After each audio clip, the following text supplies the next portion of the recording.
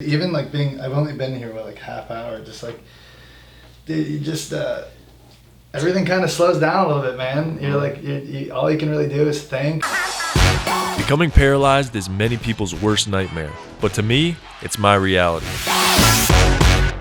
I'm Cruz, and today, I'm bringing you into my world.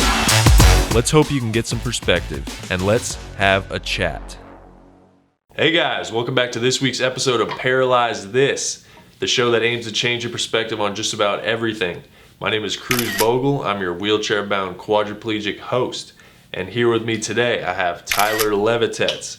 He is the founder of the 5150 Chocolate Co., which is a legitimate chocolate factory here in Delray Beach, Florida. And around here, he's known as the Real Willy Wonka. And we got him strapped in for an interview today. How you feeling, man? Good. Yeah. Good. Definitely, a little restrained, but yeah, different perspective for sure. Yeah, that's the goal, man. I've been in here for a minute and already trying to scratch myself, and yeah. Different for sure, yeah, man. Yeah, we'll ask you at the end as well how you're doing, so we'll see see if you're freaking out by then or not. But yeah, strapped at the chest, strapped at the arms, strapped over the knees, and strapped at the shins. And so yeah, the goal of this whole series and show is to just try and change people's perspectives, whether they are living with a disability and they have a bad mindset about it, or somebody like you who's able-bodied and you may not know.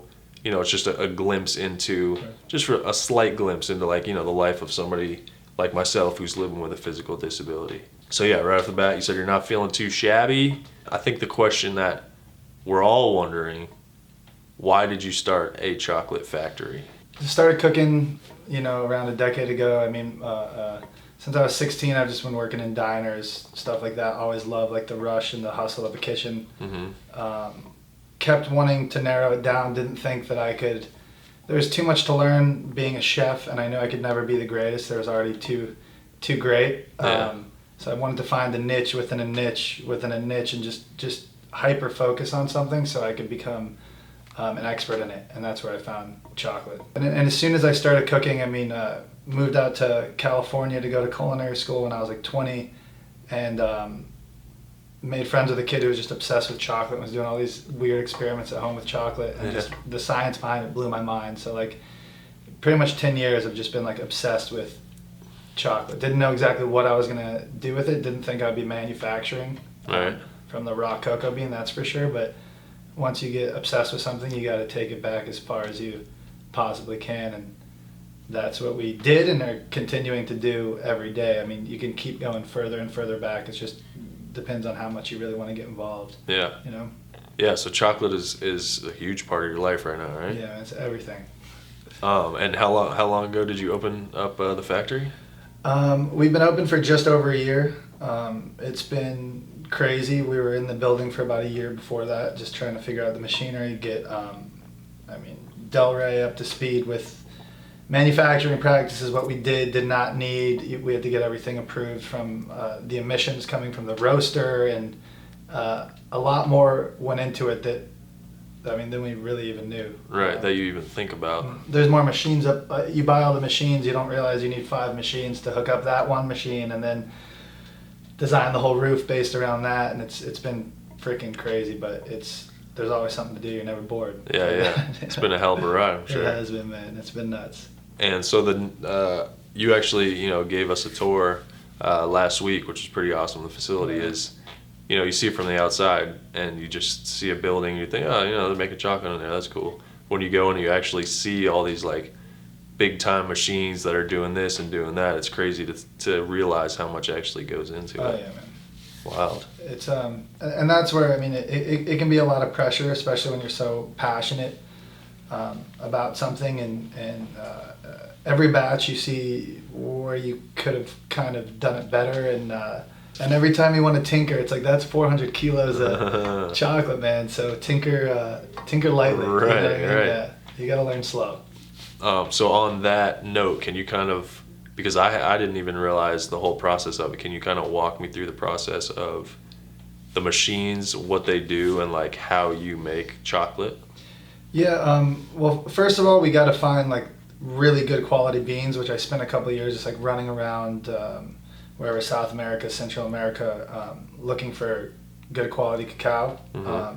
So we'll get that into the factory. Now we're wiring money directly, which can get a little tricky, but at the end of the day, like super rewarding, and we know exactly what it's being spent on, all that fun stuff. Right. But the beans come in, we do a quality assessment. If they're good to go, we'll start sorting through them. So we gotta basically take the beans out of the jute sack. We gotta clean everything by hand, sort through everything by hand, through rocks, sticks, stones, whatever. We gotta roast everything. Then we gotta take the shell off and like winnow it like you would with wheat. Then we gotta pre-grind it. Then we gotta grind it again. Then we gotta let it age in a tank. Then we gotta grind it again. Then we gotta homogenize it, grind it again, and then we finally basically are cooking it in a conch, pipe it over to a tank, and that's just like liquid-based chocolate. We still need to mold it into bars or... Right, like that wouldn't even taste good if you tasted that, or would that... It would taste good, but just for like a dark chocolate kind of lover. And usually when you make it fresh, it's still a little acidic. It's still pretty strong, so you want to let it age for a couple weeks. Okay. But a lot of times you'll go through all that and you'll have a product that you're totally not happy with, and you're just like, that's where the sculptures come in. All the chocolate that won't really get used. Exactly. Yeah. Yeah. And you can find a use, but it's like, especially the first year of business, it's like that representation and the reputation of your brand to me is just, it's not worth a crappy batch getting out there and someone tasting that. So we just choose to sculpt with it, or I mean, it's all fat, so you can use it as fuel potentially. We're looking into all sorts of weird stuff to do with chocolate. That's awesome. Yeah, man. And the name 5150, you were telling me that when you first started the factory, people were like, yeah, you're crazy, man. Like, what are you doing?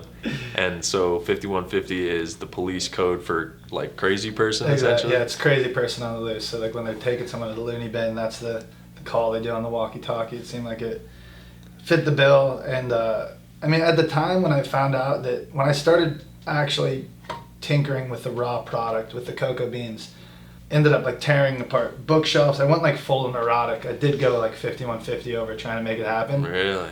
To the point where none of my mentors or like people I was working for thought it was like, I thought I would get this reaction like, wow, like it's so cool what you're doing. They're like, yo, you need to like get some sleep, dude, because you're going a little they were worried. Yeah, because I just couldn't, I had to figure it out and I couldn't shut it off. And then as soon as I made the first batch, and I actually, it was absolutely horrible, but as soon as I started to grasp the concept of it, I was like, I can do this, and I had in my mind that it's happening no matter what. And there's days where I didn't think it was going to happen. There's months where I didn't think it was going to happen. We had the building up and we didn't think it was going to happen. Have you been like that neurotic about other things in your life, or was it just this that... Yeah, I usually get pretty intense with stuff. Yeah, but not like this, because this is like I know this is like the final. There's no like, oh, I'm gonna dabble in chocolate for a little bit and see what we find next. Like I've committed the rest of my life to like perfecting this craft, and I'm gonna do it every day till the freaking day I die. There's nothing else. That's awesome, man. No way, man. I'm in it, dude. I don't think that I've met anybody else who knows they're that committed to just about anything. So that's pretty cool. I'm too deep in now, man. That's is where the chocolate thing is. It's something you can really, like, you can never get bored of it. If you get bored of the production side, you can go over and do some of the more delicate work on the finishing side, or you get even bored of the manufacturing in general, go hang out with the farmers in the jungle for a couple weeks and check on fermentation. There's so many aspects to it. There's no way you can get bored. Right. It's so much deeper than just a chocolate bar. For sure, man. Yeah. That's pretty cool, man. It's fun, man. It's a lot of fun. So how has business been since you opened it? Has it like exceeded expectations? Has it? For sure, man. What's exceeded our expectations a lot is that little kind of retail store, and it's been doing good, but there's way more going out the back door. That I know people think we're like a retail shop or it's a chocolate shop, but we just put that retail space in there almost to be like you'd walk into a distillery. You know, we want to do tours, we want to interact, we want people to be able to see it. Right.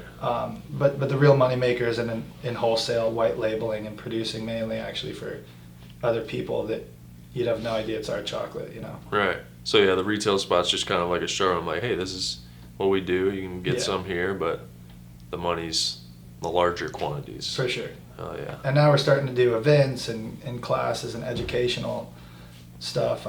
And as a young brand, it's weird. You can think just like volume and numbers and like what we did last year versus this year and stuff like that. But also just we're in a very kind of vulnerable, like that incubator stage where it's like no one really knows what the brand is or what we're going to become. Right. So we can kind of determine how we want to be perceived. We can bring people in, educate people through classes or events. Yeah. But I think right now that's really important.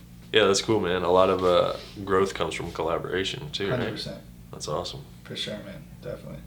So when we came and took the tour, I think you said like your CBD products were some of the most popular. Yeah, that's we teamed up with a big CBD company down here, Green Rose, and we're pumping out a lot of bars for them. So it's with their CBD. They have it lab tested. We just make the chocolate. We package it for them. Nice. And we have CBD world's blowing up, man. Yeah. I'm not putting all my eggs in it, but right now it's doing well for us. Yeah. Yeah, I bet. So are you when marijuana becomes fully legal, would you start dabbling in that as well and kind of be like a dispensary type of deal, or? I've thought about it. I'm open to it. I don't know if I would do it. I don't think I would ever do it out of that location. We have a lot of kids coming in. I do want it to be a family spot. Right. I would never want to taint that. But to have a different operation going on where you are doing edibles, it's too tempting not to, but then there's some really weird laws in Florida with like vertical integration, so you have to have your hands in more than one step of the supply chain. So like, I'm not about to start growing hemp over here. Right. But we'll see, maybe. I don't know. We'll see where it leads. Right, if it's promising enough, maybe. Yeah. All right, so Kyle, little guy over here, one thing that he was pretty disappointed about when we came to the factory, and he wanted me to voice his concerns to you, was there were no Oompa Loompas. Oh, yeah. And that he's been pretty torn up about that, so I wanted to talk to you about that. Not yet, man. Not yet. We've actually, it's funny you said that because we were pretty close to getting some Oompa Loompa sign spinners at one point. Yeah. We almost did. For the first tour, we were going to have like Oompa Loompas sleeping on the cocoa sacks in the bean fridge, but we're bringing them in. We're going to have a party with some Oompa Loompas. We'll invite them back. All right. It'll go down. You hear that, Kyle?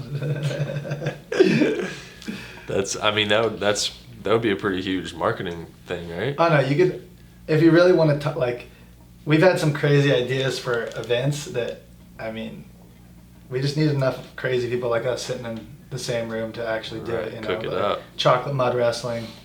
Oh my gosh. You could do, like, just for no reason. Like, I'd pay $5 to watch a chocolate mud wrestling match in the parking lot on a Friday night. I'd pay $100. That's a great idea, man. Right? And then you get some great content from that too. Exactly. How many big time machines do you have in there? Oh man, like probably 20. Yeah. Probably, yeah. So something's always wrong. They all assist in making the chocolate, and they're a huge part of it. But a lot of it is like hands-on with literally your own two hands as well, right? Yeah. So having the disability that I have, dealing with paralysis, I'm not able to use my hands. So that's why I have people like Kyle and my parents. They literally do everything for me. Kyle will pick me up, get me dressed in the morning, pick me up out of bed like a little baby, set me in my chair, and brush my teeth. He'll drives me wherever I have to go. So yeah, that's another perspective just to think about that, when you're using your hands to do whatever you need to do. It's like, some people can't even do that. No, and that was nuts. And I really mean that, man, when it hit me really hard having y'all in the factory the other day, because that moment where I'm what I was just doing, complaining about the machines and how we play mechanic more than we play chocolate maker. Right. And then I look over at you, I'm like, what happens if that thing breaks down? Like, you're so reliant on this machine, man. And I can only imagine, dude. I know we grew up around a lot of similar friends. I've known about you for a long time. And I've always had so much respect for, like, in all the pictures, every time I've talked to you, just so positive. And it's just like, talking to you, it's like just another one of the freaking boys. Like, yeah, dude, what's going on? Like, to have someone who is so similar to myself and be sitting next to this skimboard that, I mean, I grew up doing the same shit, being dumb at the beach and jumping off shit and doing backflips off my roof, and then one freaking thing happens and just changes your whole life, man. Yeah. I can only imagine, man. I got all the respect in the world for you and for being able to maintain your outlook on life and not just freaking laying down and staying down. Like, you now have mobility in your arms, like from what you said, like 4 or 5 days a week of physical therapy for the past decade. That must be like, talk about slow incremental changes. Like to stick to something like that and have that type of discipline, dude, is nuts. It is, man. I appreciate that. And to see you painting and like, it's badass, dude. They're sitting here and interviewing me right now. Like that's inspirational. You could so easily just be sitting there, like, just feed me all the drugs in the world and let me check the fuck out. And I'm sure that's what a lot of people are doing. Yeah. There certainly are. And that's why, like, doing the show, I don't want people to be like scared of, life because this can happen, but I want to shed a little bit of light on people who live life with a disability, and also just like in the back of your mind, just think about, the possibility of what could happen in life. Because like you said, one snap of a finger and everything changes. So like, just be aware of it, and that'll make you a little more grateful. Well, hopefully that'll make you more grateful for what you have now, and the people in your life. And because I think that's what life is about, is the people who are around you and the impact you're having on each other. So yeah, so that's the goal, man. That's what we're out here doing. And how, if you don't mind me asking, like, that was what, like 15 years ago, was it? 11. 11 years 11 ago. Years in December. Yeah. And how has your process been with, I mean, the timeline of mentally, emotionally, I mean, like, when did it hit you? Does it still hit you?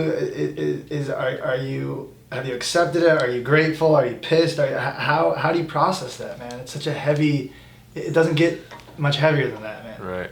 So honestly, it's kind of all that, a little bit of that on a daily basis. Like, I don't really get angry or mad, but there's always like, a thought of, oh man, I wish I could get up and go do that. And then that's kind of what I've trained myself, is to not get angry or mad or like pissed off or sad about it. It's just kind of like comes into my head. It's like, oh yeah, well, I can't now. So let's move past that. And I don't dwell on it. I don't dwell on any negativity. Let it come in one ear, out the other. I talk about it kind of as like, the saying, ignorance is bliss. And most people use that as like it's geared with like a negative connotation about, things that are going on in the world. Like if you're not thinking about the indigenous people in the Amazon, then, you're being ignorant and you're a bad person. But I use that as kind of like, be ignorant towards the negativity. The negativity comes in, don't even think about it or deal with it in that, first couple of minutes or seconds that it comes in, however you have to, and then just move past it. And just don't hang on to it. The way I get over tragedy is like by just trying to distract the living shit out of myself. That's harder for you. You're almost in this, like, just the way you talk, you seem so much older, so much wiser, because you're almost in this like permanent state of meditation, like way less distractions than the average person can at least act upon. Like, right. You actually have to sit there, and if you really want to do something, plan it out. It's got to be a cohesive idea that's worth the effort. Yeah, man. I mean, it's not easy. It was, to go back to, I think your original question was like a little bit of how long it took to get where I am. It took a while. The first probably, I would say, 6 years. I kind of mentioned it earlier. I was just kind of like getting by. I was just hanging out with my friends. I was. I dealt with a lot of nausea. Like, my appetite for quite a few years after the accident was like extremely bad, so I had to smoke weed to even get an appetite. I just was lazy. I wasn't doing anything productive really, besides, I was still going and doing physical therapy, but that was really just kind of like a motion that I was in. I was like a routine, and that was the only thing. I wasn't doing anything to better my life or to like touch other people's lives. And then probably like maybe 4 or 5 years ago, something clicked in my head, and I was like, all right, like, I think when I got a little more active on social media, like Instagram and stuff, I realized that I could have this impact on people's lives. And I had this platform where you can just essentially post something on Instagram and it can go viral and it can get to people all around the world and could potentially change their lives or, you know, save their lives or whatever it may be. And I realized that. And so I tried gearing everything I was doing and my positive and like outlook and mindset towards that. And that's kind of led me to where I am today, to just everything positivity. Let's try and impact people's lives and change their lives, change their perspectives, because it could be something as simple as this, as strapping somebody into a chair and just give them a short glimpse into something they've never thought of before that could change their lives. Or somebody's watching this and they could, boom, just triggers them in their mind. And, you know, could, like I said, could save their lives, change their lives, or just help them in a positive way. So that's what's led me here today, man. Man, it's just... It's crazy, your positivity and just the way it's such an inspiration, man. I don't remember the last time I was that inspired as when you came to the factory, sitting here right now. Yeah. If this doesn't give you a whole new perspective on your day and the shit I was stressed out about before I came in here versus how I'm gonna look at it when I leave, it's like, even like I've only been here like half hour, just like, dude, you just, everything kind of slows down a little bit, man. You're like, all you can really do is think and. Yeah, it puts you in your own head a lot more too. What a trip, and almost to be able to like through all this tragedy, sit here and be like, holy shit, almost not laugh at it in any way, but be like, fuck, you've been through some shit, dude. Like, no one can deny that or take that away from you, and just seeing the smile on your face, man. I've been in that chair for fucking 11 years, and not like, you know, in any way getting like more tired or like, oh fuck, like you're now getting going, like even more. You said like in the past 4 or 5 years now it's like go time. That's 100%. That's badass, dude. Yeah, that's awesome. There's, like you said about laughing at it. I do laugh at it, you know, like I think it's the way I was raised. My dad is quite the comedian. And so he's blessed me with this sense of humor, and it makes it that much easier to kind of deal with shitty things in your life, you know, if you approach it with a smile and a laugh as opposed to like punching the wall and getting pissed off at everything. I think that approach makes it that much easier to live your life every day and with a smile. So I think the way you approach it is what hit me pretty hard too, where it's like, shit, man, I have friends with disabilities. I've met plenty of people with disabilities, but there's something that hits me with you that it's like too close to home, dude. Yeah. And just to see the way you're taking it, how life moves on and doesn't just move on, but like it seems like you're finding your purpose through this, and you're who knows because of that tragedy on that one day, how many people you can affect, man. You have a lot of power with your situation, because there's no bullshitting. I could sit to you and tell you and bullshit what it's like to run a chocolate factory, but like I could be totally full of shit and like at the beach all day while I'm just having people, you know, like you lived that, and there's no denying that. There's no denying that you experienced it or bullshit behind it. Like that's your life, dude. And it's hard to put into words, like my appreciation of the perspective you've given me, but it's huge, man. It's good, man. I'm glad. That's what I want to do. Hopefully I can, you know, I think a lot of people will get inspired and their perspectives will change a little bit, but to hear how you're speaking about it and how it's impacted you so much, that's pretty freaking amazing to hear, man. No, it is, man. It's and I mean it. You can ask my staff at my factory, or like after you guys left and then this morning we're just like, dude, like that's some inspirational shit right there, man. For real. It's like everyone wants to make an excuse why they can't do shit in this day and age. And then to see, I mean, you could come up with a million and 10 excuses, but you're working around them and you're trying to plow through the obstacles, not be like, oh, well, this thing's in my path. I guess I'll have to turn around now. Like, no, we're gonna Yeah. smash through this thing and keep going. Oh, That's yeah. the attitude to have, man. If only we could all reach our freaking true potential, or even like 30% of it. If people could just put in some effort into something that they're somewhat even a little bit passionate about, Yeah. they could do great things. But everyone's just stuck in this, like, you know, whatever, stamping some random thing at a job or some Yeah. useless, Just- mindless activity. Yeah, just getting by. So on that topic as well, you know, we got you strapped in the chair. Have you ever, you mentioned like, you know, doing dumb shit, backflips off the roof, skimboarding, you know, a lot of dumb teenager stuff. Throughout your life and your experiences, have you ever thought of, has it ever crossed your mind of maybe becoming disabled or like being in a situation like this? Yeah, I mean, actually, I mean, never to the point where I was like laying in a hospital bed really thinking that I wasn't going to come back from something, but I've had some pretty serious injuries. I blew my left knee out pretty bad to the point where I was like stiff-legged for, I mean, nearly like 9 months, like couldn't do anything I enjoyed doing for like a year and a half. Blew my other knee out recently in the factory, tore my calf and my ACL falling off a ladder. Really? Broke 3 ribs in a month. Like, I've had serious injuries and really bad neck stuff, but I've caught it in short glimpses. I've been in a bed, you know, immobile with my knee surgery, not able to move, and it's terrifying. And they say that, you know, your chances of getting depression after a major surgery, you know, is where, like, to live like that every day and to not, you know, you make improvements and you're gaining more mobility, but you're still in this chair. It would be like me being in those crutches still 10 years after the surgery. Like and I remember how deep I went into my head laying in that bed. Like, Yeah. I could only imagine what 11 years of experience you got of just, I mean, dude, what goes on in your head must be a crazy place in there, man. It certainly is.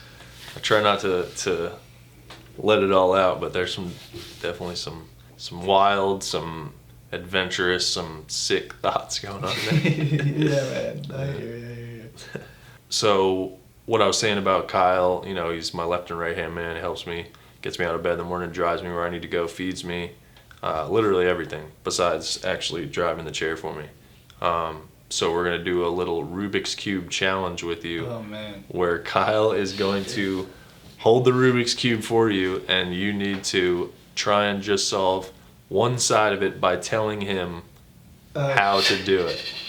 It's not going to be easy. We've done this a couple times, and nobody's even gotten close. Yeah, the simple dude, that must have been... Now I'm sure he knows you pretty damn well, but in the beginning you're like, no, that's not what I made. Yeah.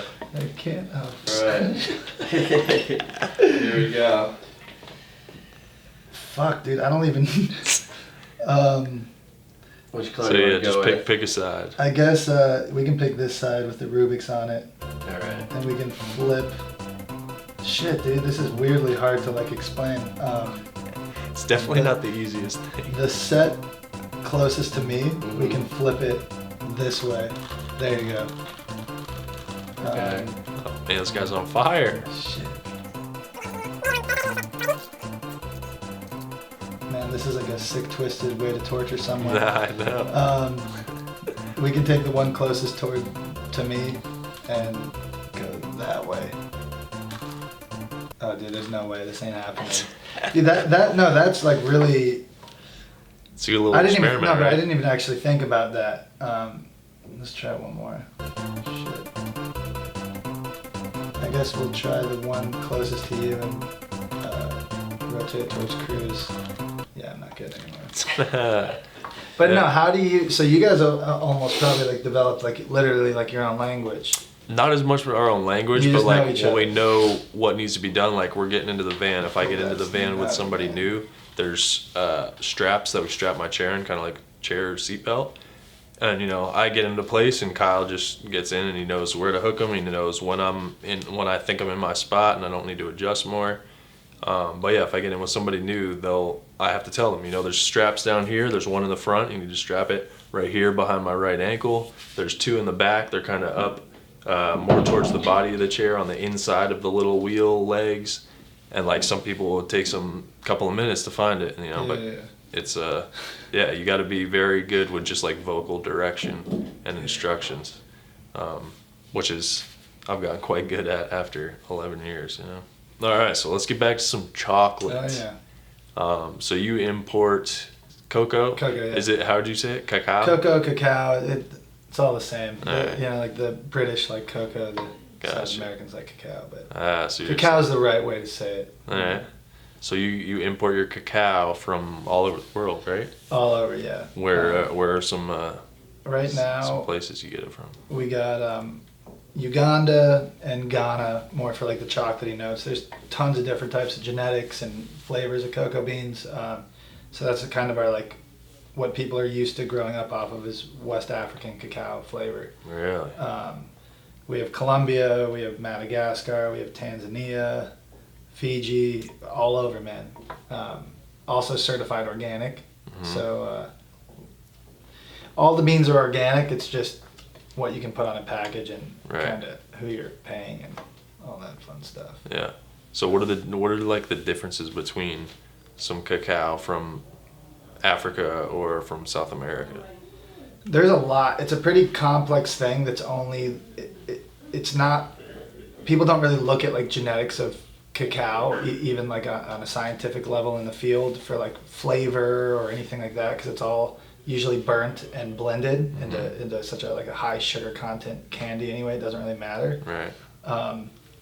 But there's so many different genetics of cacao. It's a cross-pollinating plant, so like, I mean, there's cacao out there that's as different as comparing like an apple to an orange, like totally different flavor characteristics. It's just the way that the bigger companies treat it is where they'll make a blend with like 8 origins and just burn everything, roast it all at once. As where we'll get some really special beans in from Colombia. We'll do like up to a month of testing on those beans just to get the right roast profile. We'll roast really light for those beans. We'll do every single part of the process specifically to develop the flavor we want of that bean. And you can get some like really unique notes for sure. It's my first time actually being like a chef or the owner of a kitchen where I can call the shots. And it's a trip because I've learned there's a fine line between what I want to eat and what other people want to eat. It's like who are you cooking for at the end of the day? So with taste being such a subjective thing, it's like you can make the best blueberry cobbler in the world. The lady who hates blueberries is going to hate it and you're going to get a bad Yelp review, even if she signs up for a slice, you know what I mean, or buys one.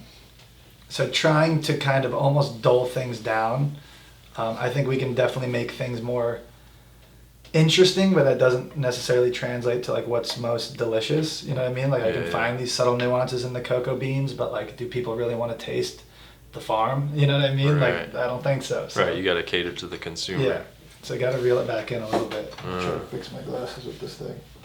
Oh shit, might be easier to do it on the black part. I got it. It worked. Techniques, you figure it out, man. You figure it out. So like what kind of different styles and designs of chocolate are you actually making? So like you have bars, you have the little actual marijuana looking nuggets. People love those. With chocolate, I mean like bulk of the sales are like the bars and the bonbons, like the recognizable stuff. But I mean, believe it or not, as much as people love chocolate, there's a lot of people who just don't like chocolate. And with it being this super flexible, like it's the only non-Newtonian fluid you can work with in the food world, so it basically means you can just work with it in almost every single freaking form. You can sculpt with it, you can make bars out of it, you can find all sorts of cool colors and do all sorts of designs with it. Like you can rather choose to just make chocolate bars, or you can choose chocolate as your medium and say like say chocolate isn't relevant to an anime convention, make it relevant to one. Right. You know what I mean? You can form it into whatever anime character you want, and you can paint it to look exactly like that. So like, you know, it doesn't need to be about, you know, for example, like a chocolate shop does around 70% of their business during those 2 weeks before Christmas alone. They're yearly. Really? Just, that's the way it works. So it's hyper seasonal industry. But then you can play off different things, like say some type of sports team just made it to the finals. It's a big upset. Make a custom fitted hat out of chocolate and sling those online and try to make it go viral. Or like it takes one thing, you know what I mean? So, and that's unique enough where something could go viral, and then that boom. Sure. And you try to too, like you use it a way like I can rather walk into a Whole Foods and compete with another 300 chocolate bar companies, or I can walk into a golf pro shop with chocolate golf balls and try to sling those. Like who else is walking in there with chocolate golf balls? So just try to like stand out. Yeah, we went to like the private airstrip in Boca. We hit like 12 different private jet companies. Now we're slinging like little private jets to them that are made of chocolate that go on every plane. So like stuff like that. You can make chocolate relevant to frickin' anyone. Right. And you can essentially have like no competition if you're willing to get like a little creative. Right, yeah. Do something so different that nobody else is doing it or done it yet. Exactly, man. But then too, it's like very hard to scale and like. Right, yeah, that's more of on a smaller basis. Yeah. So I'm learning all that fun stuff of like the first year it's like, let's show people what we can do. And now it's time to kind of reel it back in and be like, what should we be doing? Like, we know what we can do. We know we can do all these fun things, but like, what is this about? What's the message we're trying to get across? And like, what should we really be spending our time doing? And that's a much harder question. It's easier to come up with some cool new thing, but then to have it actually make sense and have a meaning behind it and have the product not contradict the brand or the way you live your life, it gets weird. It gets and I take that stuff to heart and I take it very seriously, so I don't like to like skimp on things or contradict myself. So like maybe I take it a little too seriously sometimes, but I just want to make sure it's a cohesive idea and we're not running all over the place, If you're putting in that much love and passion into it to try and do the right thing, then I don't think you're overthinking it too much. Exactly, man. Doing the right thing. It's just now that once you start to scale up, you start to see certain things where you're like, those little, like, I guess like penny pinching kind of comes in where it's like, you're only saving like literally a penny per unit, but then you're talking about now like hundreds of thousands of units. You need to start considering things, but I refuse to ever like compromise on quality. And that's why that'll always be my only production facility. I never want to grow past that. We might have some off-site molding or another part of the process that we pick up on somewhere else, but the chocolate will always be made right there in Delray Beach, right by the beach, and that's it, man. We're never moving. Oh, that's the plan. That's awesome. Yeah, man. That's funny that you said that, because my next question was going to be 10 years down the road, where do you see yourself and chocolate? In 10 years, man, I hope that, obviously still in business, that's the number one goal. Yeah.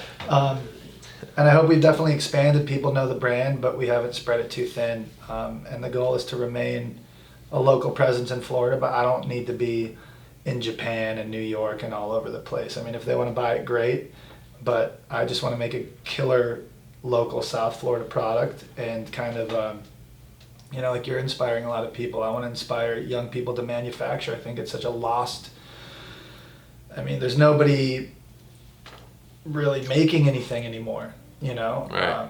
Outsourcing and getting it from somewhere else. It's all from China, and it's all like this plug and play kind of. There's websites set up so you can just boom, get your little custom version. But no, there's so many amazing crafts that maybe they don't seem practical, but if you entice people and if you have the story, there's a market for it. Right. Say some lady gets into custom book binding and like making her own paper on Atlantic Avenue, and each book is $50 instead of something you can pick up from Amazon, Barnes and Nobles for $2. People might not catch on, but if she creates a buzz and people actually understand the effort she's putting in, the authenticity of it, you gotta tell the story. It's a big responsibility for me to explain to someone why our chocolate bars are $8. That's a tough sell. You know what I mean? But after you bring people through, you show them what it takes to make one 50-gram chocolate bar, they start to understand that it's actually a pretty good price for what you're putting in. You know what I mean? Yeah, man. Just like after you gave us the tour, like the process, the step, like there's so much more that goes into it than when you just think of, oh yeah, you just pour a little bit of chocolate into this mold and you mix it into a chocolate bar, you put a wrapper on it, boom, done. No, like to even get the chocolate to that, to be able to form it into that chocolate bar, there's like, that's why it's mind-boggling how much you actually do. But to start from the raw agricultural product, we're the only people in the state of Florida doing it at this scale. You have some smaller kind of hobbyist type people doing it, but to actually start from the bean, send it through all these machines and make these finished confections out of it and stuff. We're the only one, and certain days you realize why, just because it's the stuff you have to do just to get this finished product to even begin to work with is pretty nuts. But it's what makes it fun, and it's what makes under the same roof you just have this ultimate like celebration of chocolate. You're combining the manufacturer with the chocolatier doing the finishing work. So my head chocolatier can come to me and say, hey Tyler, this batch is a little bit thicker. What happened? Oh, I didn't roast it as dark. Like you have this constant collaboration where you're learning, because we're not just shipping off these bricks for someone else to work with it to never see it again. Right. Like I get to roast that batch, fill it in the tempering machine. Carlos comes in and I see it's not going right. It's like, shit, how did I mess that one up? And then you gotta fix it, and It's impressive, man. it's fun, man. It's very impressive. It's fun. So what is something that you would like to say, whether it's a misconception about chocolate or cacao, or it's just your favorite thing about chocolate? What is something that you would want to tell some of these viewers out here who now have a love for chocolate because you just opened their mind? Man,